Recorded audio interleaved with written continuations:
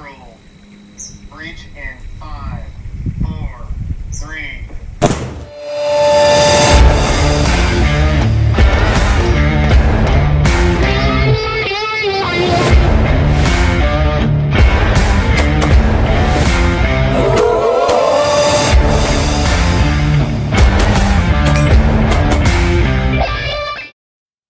What's up, guys? I'm Uncle Freedom, coming to you on another glorious and well-deserved day off. We have broke 10,000, now working our way towards 11 grand. Golf clap. Thank you, guys. Man, it's been awesome. Today, we're going to take another look at the bags of preparedness as we get on the list, but we're going to look at mainly your EDC bag, the bag you should be carrying every day. Some people don't do this. A lot of people do, but we're going to look at why and what a little bit on this.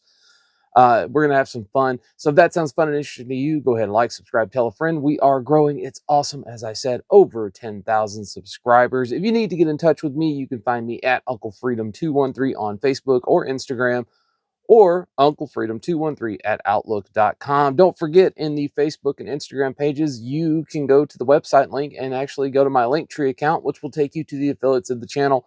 People like Coltac, Gun Mag Warehouse, Dry Fire Mag for all those dry fire needs. New video on a new product from them upcoming very soon. And I mean, it's super important now with as rare as ammo just got all by itself again. So let's take a look at your EDC bag. So we've covered so far, we've talked about your get home bag, we've talked about the bug out bag, and we've talked about how both of those things are more systems than they are individual bags. This is a case that isn't that. The EDC bag is just that. It's your everyday carry bag. Well, when we look at an everyday carry bag, what is it, right? So we would all agree that this is an everyday carry style bag. This is a Mystery Ranch Scree 32. It's very lightweight. It's a nice hiking pack. Could also double duty as a get home bag. It's about a decent enough size for that, but this is an everyday carry bag. What an everyday carry bag comes from, though, is something like this guy, the Assault Pack. Now, I don't know if you can tell by the grungy, nasty nature of this pack. This is my Assault Pack from 2005 when we were first dressed like Grandma's couch. For those of you that wondered what that was, that is ACU. This is just a very nasty, well-worn ACU pack. But the Assault Pack and the Get Home Bag have a lot of parallels. I'm not going to go super in the weeds on an Assault Pack because that is going to be a part of a new video series we're doing called the Minutemen Loadout and Minutemen Layout series. For those of you military guys, you know what I'm talking about, layout. We're going to go through all of it in depth, and we're going to talk about, to consider yourself a Minuteman, what's the baseline we should really be looking at and trying to achieve for our loadouts so that we can be effective if that day comes. But your everyday carry bag and your Assault Pack have a lot of overlap. An Assault Pack was primarily designed in the military. It was big enough for us to carry mission essential equipment that we would need for an assault and an objective. That assault may take 1 to 2 days sometimes, which we're basically carrying an overnight bag, but we're not planning on really changing clothes, any stuff like that. We're mainly looking at sustainment gear so that we maintain a level and we don't dip below it. So that's very important. So when you would go on a mission in the military, you were fed, you were hydrated, you had slept before you went out. The only thing your Assault Pack was made to do was so that you didn't lose efficacy while you were on the assault. You had the stuff you needed. Little things, batteries, lickies, chewies, stuff like that. Your EDC bag is the exact same concept. When you leave your house, you're well rested, you're fed, and you're hydrated. Well, you're going to go someplace else that you're going to go to work. And now your EDC bag is supposed to keep you from losing efficacy during the day. It's not meant to raise your capabilities. It's just meant to make sure that you sustain at an optimal level for the rest of the day. So that's what it is. It's an Assault Pack for your everyday life. And it's made to supplement what you've got on your person. That's what this is for. And now what goes into it? Well, pretty simple. Stuff that's going to make your life easier or better and help you sustain the level that you left your house at. Well, then the next big question people have is, well, how big is an EDC pack? I don't know. That really depends. I hate that answer too, but it really, really does. Here's the thing. If you live and work 15 miles away from your home and your most stress-filled day is when the printer stops working, you don't need a lot of stuff, odds are. But if you were to say work in agriculture and you're going to spend the whole rest of your day on a tractor, your everyday carry bag is going to look a lot different. But some things we should look for, general considerations when selecting your everyday carry bag, should be first and foremost, it should be high quality. I do not believe in buying cheaply made equipment, especially not something that I intend to carry every day. If you're only going to touch this thing once every 2 months and it really doesn't matter if it survives more than a year, then yeah, sure, whatever. But if it's a bag you're intending on carrying and going through your life with, buy the best thing you can afford. There are sales all the time. You've got the standard companies that you should look for. Everly Stock, Mystery Ranch, Kelty Packs makes great stuff. Eagle Industries. And I know I say these things and people are like, you YouTubers forget what it's like to not have money. I don't make hardly any money on YouTube. I do this because I love sharing information. You can buy the stuff, skip a bougie coffee once a week, get yourself a decent pack. So we should be looking for something that's well made and it fits your lifestyle. If you are walking on foot for 30 blocks every day to get where you're going, you're on and off public transportation, you need something that's very comfortable for you to carry for that time. If you're literally going to put it on your shoulder, get into your car, and then put it on your shoulder, walk into your building, you don't really need the best harness system on there. But something you're going to need and you have to think about is organizational stuff, right? So does it fit your life? Or do you have to carry a laptop every day with headphones and things of that nature? Well, then you need a bag that's got dedicated like a laptop storage in it, like a Mystery Ranch 2-day assault or something like that, with a dedicated a dedicated laptop panel. Maybe you need some additional organization in there because you have different notebooks, planner, pens, all that stuff that you have to keep organized and have rapid access to, or different files, things of that nature. Something else you have to consider, and this may be the most important, is does it stand out? If you go to work every day in an office in a three-piece suit, if you walk in with an actual camouflaged assault pack, something like this Eagle Industries Enhanced 3-day bag, you look dumb. You stand out. This is not the answer. However, in an environment like that, something like the Scree 32 I showed, that's a lot more modern, much backpacking, it just makes you look, outdoor chic, if you will. So make sure your stuff doesn't stand out, that it fits into your surroundings. That's going to be super important. Make sure that it's a well-made bag from a reputable company and that the way the bag is designed and laid out fits your lifestyle. Laptop considerations, power bank considerations. Do you need a hydration bladder? Do you need organizations for pens, pencils, different file folders? All of that stuff has to factor into picking your everyday carry bag. Just wait till we get in the assault pack one. That one's going to be real fun. So what do you need to carry in it? That depends on you as a person. I have a standardized list of things that go in my everyday carry pack every single day. Now keep in mind, what do I do for a living? I'm law enforcement. Once I leave my house, I may not come home for 24 to 36 hours, depending on what I've gotten myself into. So I need things that will sustain me at the level right there. I'm also going to be exposed to the elements. I'm going to be in and out of a vehicle all day long. I'm going to be outside. I may be in an event where I'm just stuck for 3 hours while there's a basketball game going on, or at a football game. Things I would have to consider in my line of work. So my standardized stuff. Now keep in mind, I carry a gun openly all the time. I am always armed, even if I'm off duty. But you're never really off duty, especially not if you're a decent cop. I like to believe I worked for the community and those people trust me, and I love my people that trust me, and I do my best to help them even if I'm not at work, because that's how you make a difference. Again, don't be on the outside of the machine screaming about how bad the machine is. Get inside of the machine, be a part of it, and change its direction from the inside. I said that in one of my first ever videos when a guy got all mad because I was a cop. Yep. It's a whole lot harder to change the direction of the barge that's about to plow through society if you're on the outside screaming at it, throwing rocks. You want to change things? Do it from the inside. Uncomfortable truth of life. So, for me, the standard stuff that goes in my bag, I have a couple of small bags. I recommend highly that you have some organizational bags within your system. The flash bags from Mountain Ops are really nice. The hanger bags from Everly Stock. The mini sack and loose ammo sack from Save Your Equipment. Like, there's lots of different options you can use. The burrito bag from Wiseman Company and Looter Concepts. Tons of stuff. And I separate my stuff out. Like I have a small bag. I am a huge fan of the battle bags here. They come small, medium, and large. I carry those and I separate things. This is something out of my everyday carry pack.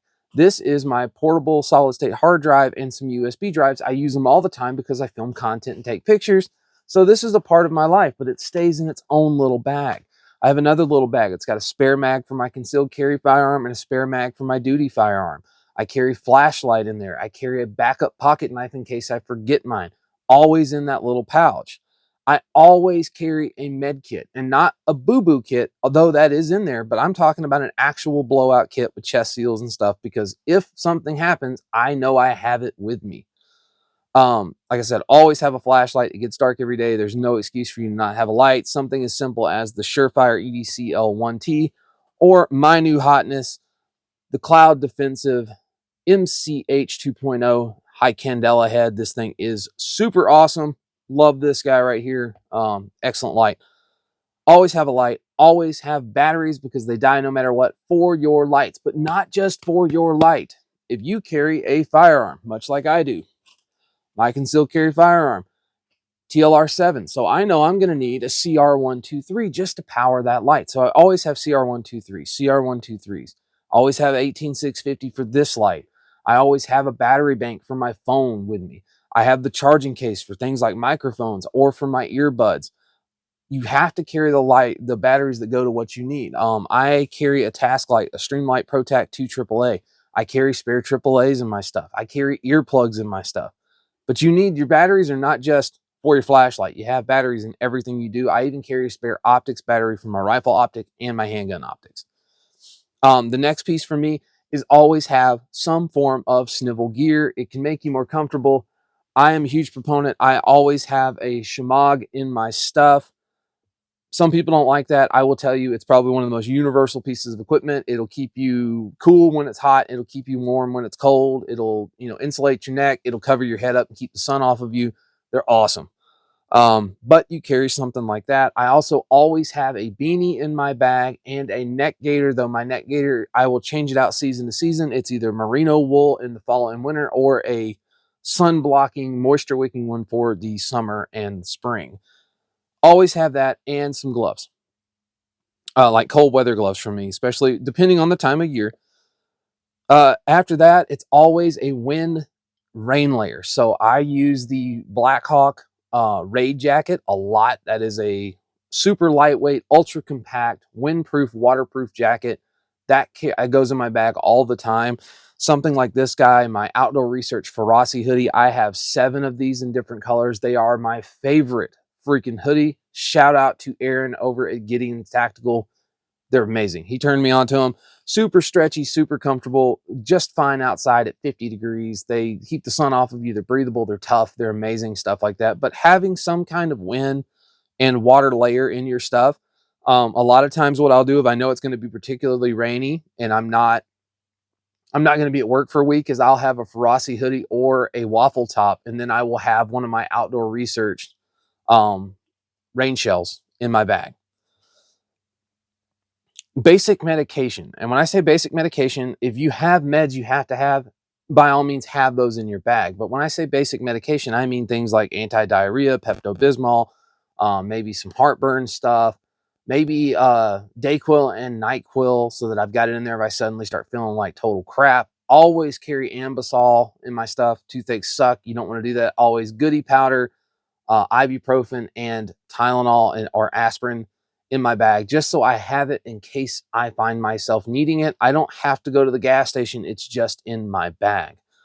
Outside of the med stuff, if you're a glasses guy, I carry a spare set of glasses and prescription sunglasses. I usually will carry a set of Wiley X's in the bottom of the bag that's got the 3 interchangeable lenses. Always have sunglasses in my bag, depending on what time of day it is, or whatnot. And maybe that's just the Wiley X's. Spare contacts if you wear contacts, saline solution, and eye drops, because there's nothing more annoying than have dry eyes with contacts in. I am a mustached man that waxes his mustache pretty much every day. I usually always keep mustache wax in my bag, and a comb so that I don't look like a douchebag everywhere I show up. Once you get past that, then there's like tool options for me. Like I will always have a Leatherman multi-tool in there. My lockpick set will be in there. And then I carry some weird stuff. I'm a watch guy, right? I love my watches. This is my Hamilton khaki field watch, 42 millimeter automatic, one of my favorite watches of all time. But I will carry a spring bar tool, 2 spring bars for this, and then typically a NATO strap so that if I break a spring bar, I can simply swap this stuff out so I have my watch. You could also carry a spare watch, but I like mechanical watches, so typically I will just fix my stuff when I need it. So that's a big one for me. I will usually carry some kind of a little X-Acto knife or something very disposable that's in that little toolkit as well. And then you go into some stuff that, oh, and a lighter. Can't forget that. Always have a lighter in an Exotac lighter vault. It's great. Well, outside of that, I always notebook and pen, whether that is a small field notes, a small Rhodia notebook, a Right in the Rain field book like this. Maybe it's a normal pencil or a fancier pencil or one of my Karas pencils, or it could just be my Coltac note keeper. Always have a notebook and a pen and a pencil in your bag. You never know when you're going to need to write notes or write things down. And then in addition to my cold weather gloves, I will typically on the outside of the bag have a leather work glove. My personal favorite one I use all the time now is the Outdoor Research suppressor gloves. They are not cheap. They are outrageously expensive, but they are incredibly well made. You can also look into the Blackhawk Deluxe Pilot gloves. They are the leather in Nomex as well, but I like having a leather work glove strapped on my bag. And then for me, lip balm, big one, gets dry, wintertime, your lips crack. And then, of course, my planner. So that's the stuff that lives in the bag. And it sounds like a lot of stuff until I tell you it fits into 2 little packing cubes about this big in the bottom of my bag. All that little small stuff lives in 2 little bitty things, which leaves my whole bag free to put stuff in it, to augment it. If it's super cold outside, maybe I need an additional warming layer. If I'm worried my feet get wet, maybe it's another pair of socks in there. Maybe a different hat or a beanie or a Stormy Chromer. If you know, those are awesome. But I will change my stuff up and augment what I have depending on what I'm doing. I also like having spare space to throw things like my Yeti can koozie once I've finished my drink for the day, or like my thermos from my kiddos for Father's Day. That's amazing and I love it. But I will keep stuff like that and leave myself the space that I can actually access, use it, store things, or even better yet, if I am leaving work and my wife asked me to stop at the grocery store to pick something up, I can literally stop, grab what I need, and put it in my backpack. If I'm on duty, I can put it in my backpack. That way, when I leave my cruiser, I grab my backpack and I have my stuff. So it also functions as a shopping, I got stuff while I was out bag. But the thing I would leave you with your EDC bag is you need to have a standardized loadout for your stuff. And I would build that standardized loadout out in some smaller pouches that can move from bag to bag if you like to swap bags like I do. But having that stuff always there so you can move it in and out, and then you adjust your bag based on whatever you need, whether that's vacation or not. So you'll augment it based on the situations you find yourself in. One of the great examples I use for some of the stuff I carry. So my wife, I, and my kiddos went on a trip to South Dakota during the summer of peace, love, and tranquility that was 2020. We were at the Rushmore Caves, and I was outside of the cave, and I wasn't going in. My wife was taking the littles into the cave, and about 3 steps into the cave, she sprained her ankle. She gets out of the cave, comes out. We're in the middle of our day. But because I carried some small medical supplies in my bag, which typically for me, in my augment stuff for a blowout, I carry ACE bandages along with cure legs. I was able to take that ACE bandage and wrap her ankle, and we were able to continue our whole rest of the day. But it was something so innocuous that I just had in my bag that saved our trip and let our kids experience more stuff. So that's what your EDC bag is supposed to be a part of. You can augment your EDC bag if you had your get home stuff and you had a pretty well empty EDC bag and your get home stuff was just in like a vacuum pack in the back. You could literally take it, put it in there and leave your car. So I am a huge proponent of having an EDC bag that is not always packed. I don't want the damn bag full to the max. I want it to have my bare essential standard loadout stuff in plenty of room for me to augment or move things around as it goes. If you have children, you know as well as I do, whatever your kids are carrying will eventually become yours during the trip. So if we're somewhere and it suddenly warms up, now I have two little girls' as coats and beanies and stuff like that. I have enough room in my bag to stuff it in. So what I found myself using in this world is somewhere between a 24 to 27 liter bag and about 33 liters. If I have between that realm, you could think it's a big bag, but it's not. But it's more than enough space for me to handle what I need to handle on a day-to-day basis. So again, guys, your EDC bag, it's basically the assault pack for your day-to-day life.